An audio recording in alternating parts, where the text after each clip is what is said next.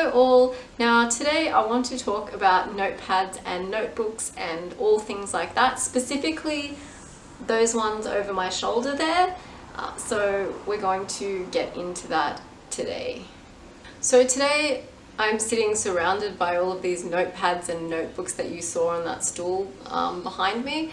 I want to talk about ways that you can use up all of those notebooks you may have lying around. And the ways that I'm sort of going to be using them up. Hopefully it gives you some ideas if you're a little bit stuck as to what to use them for, and yeah, just really get through them. The reason that I'm doing this is because I'm on a depth year this year, which I'll link more information to the depth year below if you're interested, but for me it means appreciating and using up the things that I already own as opposed to going out and purchasing more. And I noticed that notebooks and notepads and things is definitely something I don't need any more of at the moment. I need to go through what I already have, and to be honest, that pile is probably going to take me quite a while, so I really don't need to be buying any more. So I guess take this video as a little bit of inspiration if you are looking to declutter, or if you're on a depth year in 2019 and find you have a lot of excess stationery, or just looking to use up the things that you have and not spend additional money on resources. So hopefully you come away with some ideas as to what you can use all of that paper that's lying around for. Number one, shopping lists, miscellaneous lists, to-do list, anything like that. Now this is courtesy, I think, of like a seminar show bag, or like one of those free show bags, and I know you know what I'm talking about. Anytime that someone hands you like a notepad, or like you go to a hotel and they've got a notepad there and you end up with it because you've taken some notes or whatever it is. So I like to use these because usually they'll have like a logo on them, or like some sort of like business writing or slogan. So they're really not good for much else. So notepads are really good for this, and because they're so small it's hard to use them for anything else. Okay, so number two is like scribble paper. Now like something like this. So I think this was courtesy of like a dollar store or Kmart or something, and I don't remember the reason I got it, but it's literally just like cheapish, sort of like an art book. When they say art book, I don't think it's going to take watercolor very well anyway. But yeah, so you know, if you've got kids, get them involved, get them coloring in and making you pictures and things like that. I don't actually have kids, so what I'll probably be using this for is mind mapping, or if I have a project where I just want to like throw down everything I can think of on a page. And when I say project, I don't necessarily mean like, you know, crazy work project or like crazy art project. I just mean if you've got something that's got a number of steps in it, that's technically a project. So that's probably what I'll be using for that, especially because it's got there are no lines on the pages, so it's good for sort of, yeah, getting a little bit visual, that sort of thing. Number three, collage and scrapbooks. Now I'm talking about like the old school scrapbooks here. I'm talking about those like ones that like you just like glue stuff in and just like draw all over, and they were usually like quite cheap and made of sort of like butcher's paper, that sort of scrapbook. I'm not talking about the beautifully curated and crafted like memory books that crafters are doing today. I'm not talking about that because the books obviously won't be like good enough to use for that. But basically collage and scrapbooks, just when you feel like if you want to be arty or crafty and you don't know what you want to do, collage is always a good one. It just sort of like it just gets you doing without the inner critic getting really I guess getting fired up. And the ones that I'm going to use for this, let's have a look here. So I've got two that I've got in mind. So this was actually The Chain of Voices by Andre Brink, which I think is a bit of an Afrikaans book actually, and I'm really sorry to Andre, but I've turned this into a bit of like a art book. So I basically, I think this was the very first page I ever did. But so I'm basically like gluing the pages together and sort of collaging in them or coloring in them, or just exploring exploring different ways to like use up paint and all those sorts of things. Yeah, I think here I was just having a little bit of fun and doing like some swatches and whatever. So that's probably, I'll be continuing on with that as opposed to purchasing another art supply for this purpose. This is one I did a bit more recently. I got like really into the paint and whatever. So yeah, just I got this book from like a dollar store. I'll just be continuing to use that up for sort of scrapbooking and collaging as well. Another good one, this is just like a quill. I think it was supposed to be an art journal, so it is, I think the paper is good enough to do some light watercolouring on, as well as like a little bit of mixed media, but obviously the book's going to get quite fat. It's just like an A4 size. Got inserts. This was originally going to be a like a diary or a planner for me in 2019, but I found that the pages were too big. So you can see I started drawing up a lunar calendar there. I don't know if you can see that. Yeah, so I started drawing up, or I did draw up a lunar calendar, and I planned to make this one my journal, but I found it was just really hard to fill up the pages. Like, they were just so big that, and I didn't want them to end up with just like pages and pages of like writing. So I'll be using, I guess, that for like some collaging and scrapbooking and just sort of like art journaling as well. Okay, so number 4, journaling. Now I'm more talking towards the morning pages, the sitting down and spontaneously like free writing, like free association writing, or stream of consciousness writing, as opposed to the diary where you keep information, like day-to-day information, and you're going to sort of keep it for like a period of time. If you're someone that does use diaries and keep diaries, I'm more talking towards the journaling side of things here. So I off and on do morning pages, which is roughly 3 A4 pages of stream of consciousness writing, that's ideally done as soon or as close as possible to when you first get up in the morning. And this is an idea that was floated by The Artist's Way by Julia Cameron, and I'll leave the link in the description below to that resource there if you're interested and haven't heard about this before. But otherwise, if you're just journaling, if there's something that you really want to check in with yourself with, I find personally that journaling really works well for me for that. And I find that if you're sort of staring off into space, sometimes if you've got people in your household, they sort of want to engage or, you know, ask you what you're doing or have conversations, whereas if you're sort of journaling, they do get, you're actually sort of, you are focused on something. Because I'm not going to keep these resources when I'm finished, it's literally just to be used for the moment to get my thoughts down. I'll just be using up sort of lined note paper that I received. So things like, I think this was like a cheap purchase from like Kmart or something as well. It's just like a lined book that has like different sections in it. So yeah, I'll just basically be going through and using that up. So that'll be one resource that I'll use up. I think I got this one day at work, so it's just an exercise book, those cheap ones. I think I had written some stuff down and I took it home, so once again, this is excellent for morning pages or journaling. So I'll be finishing that one off as well. And another option as well is, where is it? Here it is.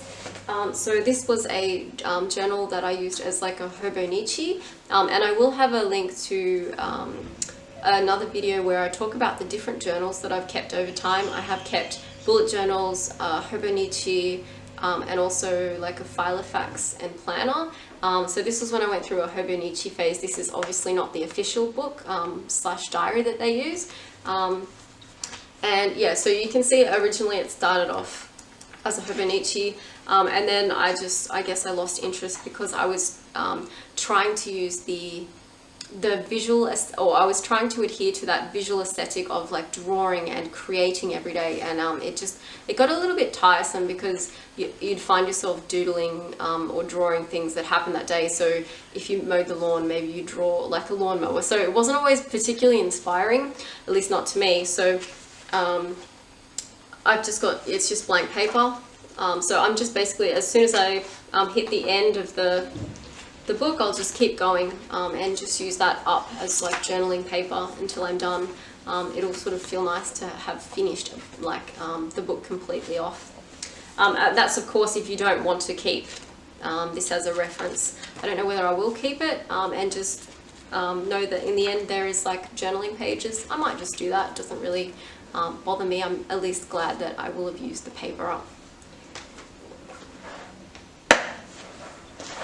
I've also got a little A5 notepad as well. I don't know where I got this one from. Obviously, if you're doing morning pages, you're gonna have to, if you follow the rules. I'm a rule follower. So when it says 3 A4 pages, I then sit there and think, okay, well these are A5 pages, so I need to like perhaps do 5 or 6. So this would take a little bit. I would probably use the A4 like books first before I crack on with the A5. I might cup of tea break. Yum. Even though it's like 30 degrees plus here today, I still like drinking tea. And then I'll melt. Okay, so number 5 is specifically art paper or art journals or things where you want to, or you need to have specific like paper quality or paper thickness. So if you're watercoloring, if you're like putting a ton of paint down on something, or maybe you're like really building a page up with layers of like media, like, so you really need to have like that sturdiness. So I've got I think I've got 2 books here that will serve that purpose. Let me have a look. Yeah, so I've literally got like an acrylic painting pad that I got a little while ago. Actually, I have 3. I'll be using up this specifically when I want to like dig out the watercolors or dig out the acrylic paints, or actually get specifically arty, because I know that the paper will take it. This is a little Moleskine that I got. I saw a number of like flip throughs of these on YouTube, and I was like really inspired to get one, but I haven't really started using it. I think that was like the first one that I did. And then I thought about using it as like a little travel journal, but I never really got around to that either. So then I think I'm practicing, or I'm looking at like how to do sort of like watercolor backgrounds, like, and just watching people do that. So and maybe I'll like put something on there. But anyway, so pages that can handle a bunch of like water and paint and whatever. So I'll use that up. And I won't put any pressure on myself as well to, like, I'm not going to go sign myself up for a challenge and say that I've got to create a page every day. It's just when you get to them, like, there's no need to put all that additional pressure on yourself, along with all the other things that you are using up and doing and whatever this year. There's the depth here. There's a reason we're going deep, people. And the final one, I believe this was like actually a watercolor journal. I was looking at doing tutorials. I watched a tutorial on nebula and nebula painting and moon painting and things like that, and moons and also, anyway, so specifically for watercolor. So once again, just use it up when I'm feeling the need to, but not sitting there and thinking to myself, I won't use it because, you know, this notebook was more expensive than another one. It doesn't really matter. Like, it's better to at least have used your materials than have them sit there in a box untouched for 30 years. Those are the 3 books that I'll be using specifically for like art purposes, that aren't sort of like this like sort of like junky art journaly thing here. Number 6 is a little bit of a random one, but I thought I'd mention it because it's something I'm going to be doing, is using like book pages. If you can't think of something that you want to use them for some reason you absolutely hate that particular book, You can use it up in your worm bins or your compost as the brown material, the carbon element of the green versus brown stuff. If you are going to be using that compost on the garden, or if it's a worm bin and so the worms are going to be ingesting the paper or potentially as part of their diet, it's good to just not put something that's got a lot of ink and dye on it, just because you won't know what sort of ink has been used. So for example, a lot of newspapers, they use vegetable-based inks now, so they're excellent for composting and using in worm bins. Whereas if you've got a notepad that's full of it's a pink notepad or something that's got a ton of dye in it, it's hard to say where the dye has come from. So I'm sort of mindful of that. But apart from that, if you just hate a notebook and you just really want to get rid of it, you could potentially use it for that as well. Number 7 is to repurpose all of the pages. Now I know we're repurposing and using up all of these books already, but I'm specifically talking about using it for one particular thing. So for example, I think this was a Kmart purchase as well, and you can see it's very thin now, because what I've done is I've taken out a lot of the pages. This was obviously, yeah, it's hot. So this book wasn't glued in necessarily. So I took out all the pages that I hadn't already used up, or that were going to break it apart completely, and I punched holes in them just when I was sitting, and I think I was on YouTube watching YouTube videos. So I just punched holes in them, and I'm going to be using them in my planner. So my Kiki K planner. I'm super excited about this one. So I do have a video walkthrough on my setup of the Kiki K planner. For those of you that might have come from a different area, this is a very spiritual and witchy, new agey sort of, that's basically what this contains. So if that's not your cup of tea, it won't be your thing. But if it is, check it out. I will leave the link below. Yeah, so basically I just chopped all of the pages out, and I like that they actually, so where they were stuck in the book, they actually have quite rough edges. So I think it will look quite good in the planner as well. So because it'll give it that rough sort of edging. Anyway, so I sort of like that. I know you can trim it if you have a guillotine, then definitely that's an option for you. I don't actually have a guillotine at home, so I'm not going to take that option, but I sort of like the roughness of these edges. So I just get to use up all of the note paper eventually, and this will be specifically when I do want to take rough notes and a lot of notes. And finally, number 8, test pages. If you are looking to test pens, if you are looking to test paints, do paint swatches, test glues, or if you are looking to get sort of crafty and do some tea staining, or find out what sort of rock salt does on the paper and with paint, basically if you're looking to do some sort of effect in terms of your art or your craft, you can always just pick up any sort of paper and use it as test paper as well. So that's another good one to use it up as well. And finally, just a thought on how you might make yourself use up these books, or prompt yourself to do so. What I'll be doing is I'll be stacking books, similar books together. For example, I'm going to keep this book together with this book, and I'll stack them on top of one another. And I know that, for example, I want to use this one up first because I'm sort of nearly done with it. I'm more than halfway already. So I'll keep this one on top, and if I do want to journal, I'll know that to use this one first, so that I'm not sort of jumping from book to book necessarily.